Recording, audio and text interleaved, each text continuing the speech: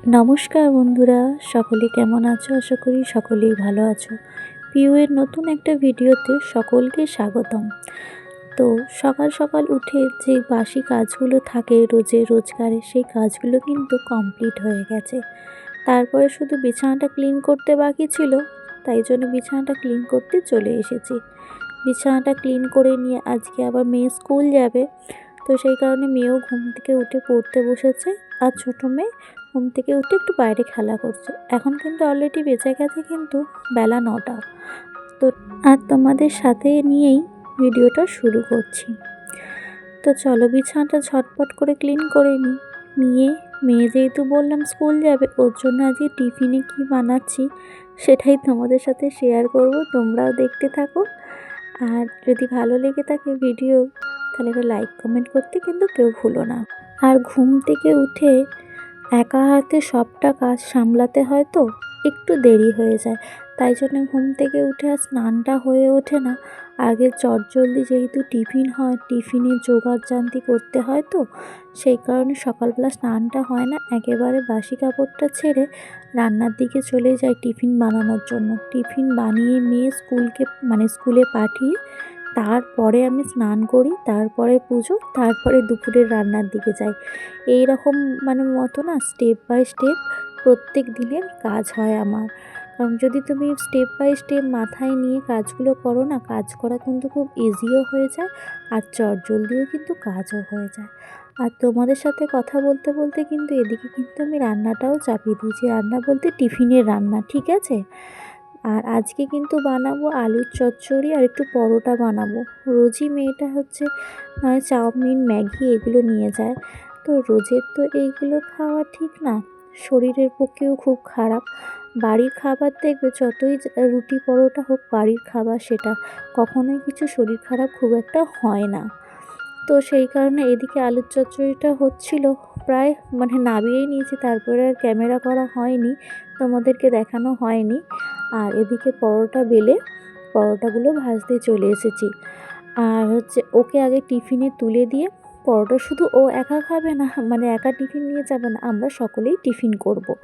তো টিফিনও হয়ে গেল, মেয়েও টিফিনেও নিয়ে চলে গেল, তাই না, গরম গরম। আর দুটো তো জোর করে পরোটা দিয়েছি, দুটো কিছুতেই খাবে না, ঠিক আছে। ও সেই একটা খাওয়া বলো না, এত বড় হচ্ছে, একটু তো খাবার একটু বাড়তে হবে, খাওয়া তা নয়। খাওয়ানো ছেলে মেয়েদের কী যে জ্বালা, সেটা মায়েরা ছাড়া আর কেউ বোঝে না। তো চলো, ওর তো টিফিনে গুছিয়ে দিয়েছি, দিয়ে আমি এবার স্নানের দিকে যাই। আর এই যে স্নান করে চলে এসেছি। আর মেয়ে কিন্তু স্কুলেও কিন্তু রেডি হয়ে বেরিয়ে গেছে, অনেকটা সময় কিন্তু পার হয়েও গেছে। এখন কিন্তু বেঁচে গেছে ঘড়ির কাঁটায় কিন্তু বেলা 11টা। তো আমি স্নান করিয়ে নিলাম, মাম্মাম সোনাকে একটু পরে স্নান করাবো। ও এখন বিছানায় বসে খেলা করুক, আর আমি এদিকে পুজোটা করে নিই, তারপরে ওকে স্নান করাবো। আর চলো পুজো করতে করতে তোমাদের কমেন্টগুলোও পড়ে নিই। বুঝতে পেরেছো, তোমাদের অনেক দিনের কারোরই আমি কমেন্ট পড়া হয় না। তোমরা হয়তো ভাবো যে দিদিভাই কেন কমেন্টগুলো পড়ে না। আজকে তোমাদের ভিডিওর সাথে সাথে কমেন্টগুলোও সব পড়ে আনসারও দেব, ঠিক আছে। তোমরা কিন্তু কেউ ভিডিওটা স্কিপ করবে না, কেমন। আর এদিকে আমার গপু সোনাকে কিন্তু স্নানও করে দিয়েছি। চলো পুজোটাও করে নিই, আর তার সাথে সাথে কিন্তু তোমাদের কমেন্টগুলো পড়ি।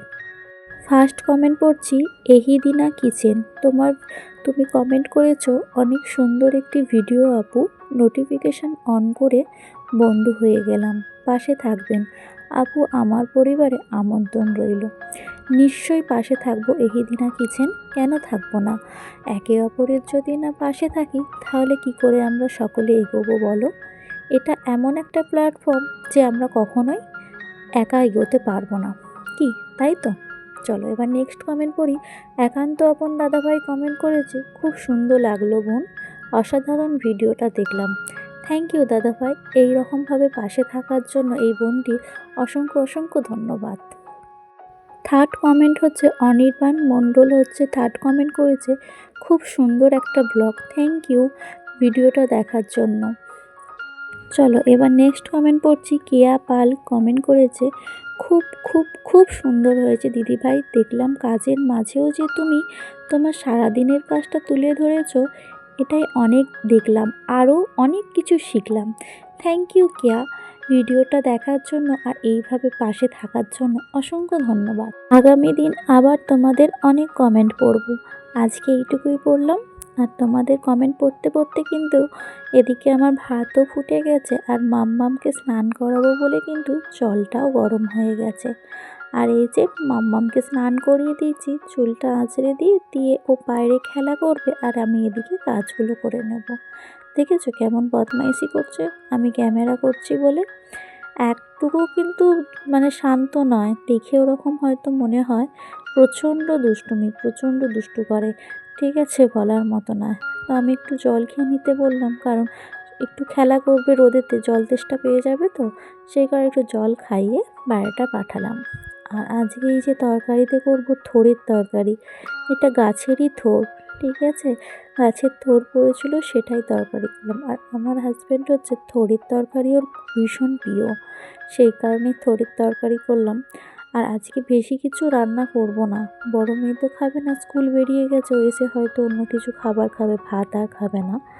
আর এই যে ডাল একটু হচ্ছে, থোড়ের তরকারি আর মাছ হবে, ব্যাস। আজকে আর সেরকম কিছু রান্না করব না, বুঝতে পেরেছো? কারণ আগের দিনে রাত্রিরে না অনেকটাই আমার শরীরটা খারাপ ছিল, সেই কারণে আজকেও উঠতে একটু বেলা হয়ে গেছে।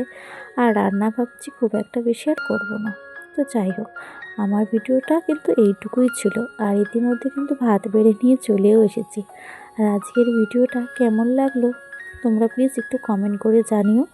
ভিডিওটার কোথাও যদি ভালো লেগে থাকে লাইক কমেন্ট করতে ভুলো না। আজ তাহলে আসি, টাটা।